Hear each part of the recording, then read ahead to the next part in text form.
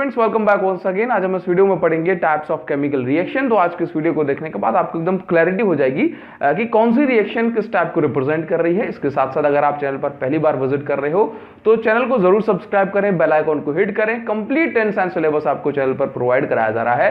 So let's move on to the topic. Student, इसमें हम जानेंगे टाइप्स ऑफ केमिकल रिएक्शन। देखिए, तो केमिकल रिएक्शन बेसिकली आपकी चार टाइप की होती हैं: combination reaction, decomposition reaction, displacement and double displacement reaction. तो पहले हम दो रिएक्शन को जानेंगे। देखिए, कॉम्बिनेशन रिएक्शन में क्या होता है कि एक से ज्यादा कंपाउंड या एक से ज्यादा सब्सटेंस मिलकर के एक सब्सटेंस बनाते हैं, है ना। तो क्या बोलोगे? टू और more substance combine together to form one new substance.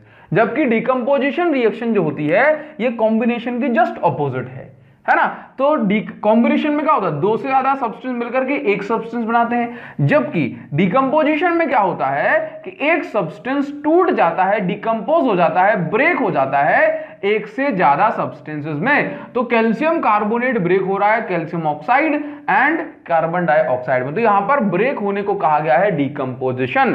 तो डिकम्पोजिशन रिएक्शन को फर्दर हम क्लासिफाई कर सकते हैं कुछ और टाइप्स में, जैसे कि किसी भी इक्वेशन में, दैट मींस किसी भी कंपाउंड को अगर ब्रेक करना है, डिकम्पोज करना है, तो उसके कुछ मेथड्स होते हैं, है ना। एनर्जी दी जाएगी तब जाकर के ये ब्रेक होगा। तो एनर्जी देने के कुछ मेथड है, जैसे कि अगर हम चाहें तो किसी कंपाउंड को थर्मल डिकम्पोजिशन से तोड़ सकते हैं, यानी कि थर्मली उसको डिकम्पोज कर सकते हैं। डिकम्पोज करने का मतलब यहां पर ब्रेक करने से, ठीक है। देखिए, तो रिएक्शन जो है आपकी थर्मल डिकम्पोजिशन होती है। तो जब हम हीट देके, हीट एनर्जी देकर के यहां पर डिकम्पोजिशन कराते हैं तो हम कहते हैं थर्मल डिकम्पोजिशन। जैसे कि ये आपका FeSO4 है, जब हम इसको हीट देंगे, जब इसको गर्म करेंगे तो ये इतने पार्ट्स में टूट जाएगा। दैट मींस यहां पर एक कंपाउंड अलग अलग कंपाउंड में ब्रेक हो गया। दूसरा जो डिकम्पोजिशन है that is decomposition bye electricity. तो इसको हम कहते हैं इलेक्ट्रिकल डिकम्पोजिशन, या इसी को हम इलेक्ट्रोलाइसिस भी कहते हैं, है ना। तो आप एरो के ऊपर लिख देते हैं इलेक्ट्रिक करंट या इलेक्ट्रिसिटी ना। तो H2O ब्रेक हो जाएगा H2 एंड O2 में। इसके बाद क्या है? अगर डिकम्पोजिशन लाइट के थ्रू कराई जा रही है, जैसे मान लो AgCl सिल्वर क्लोराइड अगर ये है, अगर आप इस पर सनलाइट जो है इंसिडेंट कराएंगे तो ये ब्रेक हो जाएगा आपका सिल्वर एंड क्लोरीन के फॉर्म में। तो ये डिकम्पोजिशन रिएक्शन कॉम्बिनेशन टाइप हो। तो आपको देखने में मिलेगा कॉम्बिनेशन और डिकम्पोजिशन एक दूसरे की जस्ट ऑपोजिट रिएक्शन है। अब हम बात करेंगे displacement, double displacement, endothermic, exothermic की। क्लियर है? तो आपको आगे बढ़ाते हैं, इसको हटा दें। अब देखिए स्टूडेंट, अब हम सीखेंगे single displacement and double displacement reaction को। सिंगल डिस्प्लेसमेंट रिएक्शन को खाली हम डिस्प्लेसमेंट रिएक्शन भी कह देते हैं। देखिए, एक्चुअल में क्या होता है इसके अंदर? डिस्प्लेसमेंट, जैसा कि इसका नाम बता रहा है, डिस्प्लेसमेंट मतलब अपने प्लेस से हटा देना, that is called displacement reaction. तो इस रिएक्शन में क्या होता है कि जो हाई या कहूं जो हायर रिएक्टिव एलिमेंट होता है, हायर जो ज्यादा रिएक्टिव एलिमेंट होता है, वो कम रिएक्टिव एलिमेंट में से एक कंपाउंड को छीन लेता है। आप ये कंपाउंड को, एलिमेंट को छीन सकता है। कैसे? यानी कि डिस्प्लेस करा सकता है। फॉर एग्जांपल मान के चलना, ये लिखा हुआ है AX + B, ठीक है। अब अगर B इस A से ज्यादा ताकतवर है, अगर ज्यादा ताकतवर है तो क्या हो जाएगा कि ये B इस X को अपने पास रख लेगा और A को फेंक देगा, अलग कर देगा, यानी कि A को उसने डिस्प्लेस करा दिया। तो आप इसको बोलेंगे सिंगल डिस्प्लेसमेंट रिएक्शन। और समझिए, घबराओ मत। देखो यहां पर क्या लिखा हुआ? कॉपर सल्फेट CuSO4 + Zn, ठीक है। कॉपर सल्फेट + जिंक लिखा हुआ है।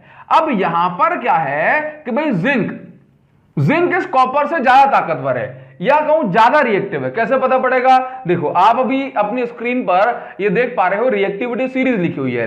इस रिएक्टिविटी सीरीज में जो ऊपर होता है वो मोर रिएक्टिव होता है, ज्यादा रिएक्टिव, और जो नीचे होता है वो कम रिएक्टिव होता है। तो जरा सीरीज में देखो, ऊपर कौन लिखा है? ऊपर लिखा है जिंक, और नीचे कौन लिखा? जिंक के नीचे कौन लिखा है? नीचे लिखा है कॉपर। तो जिंक इस कॉपर सल्फेट में से इस सल्फेट को छीन सकता है और क्या बना देगा? देखो, जिंक सल्फेट और कॉपर कर दिया इसने अलग, मतलब कॉपर को डिस्प्लेस करा दिया। इसी तरह से देखना, ध्यान से देखना, ये आयरन ऊपर है ना रिएक्टिविटी सीरीज में, और कॉपर नीचे है। तो देखो क्या हो जाएगा? ये आपका Fe आयरन सल्फेट को छीन सकता है, तो FeSO4 बना देगा, CO अलग कर देगा।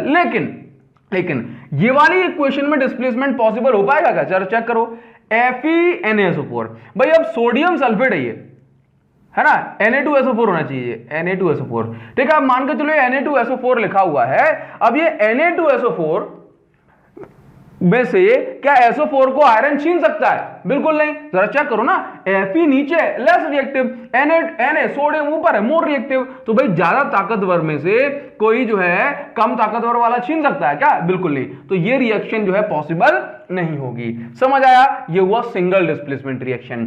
जबकि डबल डिस्प्लेसमेंट रिएक्शन में क्या होता है कि भाई देखो इसका फॉर्मेट कैसा होता है, इसका फॉर्मेट होता है कि मान के चलो ये लिखा हुआ है CX प्लस, सॉरी ऐसे मान लो ये लिखा हुआ है AX प्लस BY, ठीक है। इसकी रिएक्शन क्या होगी भाई देखो, ये हो सकता है कि भाई ये देखो ये B ने X को ले लिया प्लस A ने ले लिया Y को, तो इस तरह से ये इक्वेशन बन जाएगी। इसमें दोनों लोगों ने अपनी जगह इसको डिस्प्लेस किया, इसलिए इसको डबल डिस्प्लेसमेंट रिएक्शन कहा जाता है। अब भाई जैसे मान लो Na2SO4 लिखा है प्लस BaCl, ठीक है। अब अगर ये ऐसा है तो अब यहां पर ऐसा नहीं होता कि कौन ज्यादा ताकतवर कौन कम ताकतवर, यहां पर होता है कौन किसके साथ जो है बॉन्ड बनाने की टेंडेंसी रखता है। तो सोडियम को क्लोरीन पसंद है तो सोडियम बना लेगा NaCl, और देखो Ba that means barium sulphate पसंद है तो BaSO4 बन जाएगा। दैट मींस इस तरह से इसमें दोनों, दैट मींस ये देखो SO4 चला गया यहां पर और Cl आ गया यहां पर इसके साथ, तो ये बन जाएगी।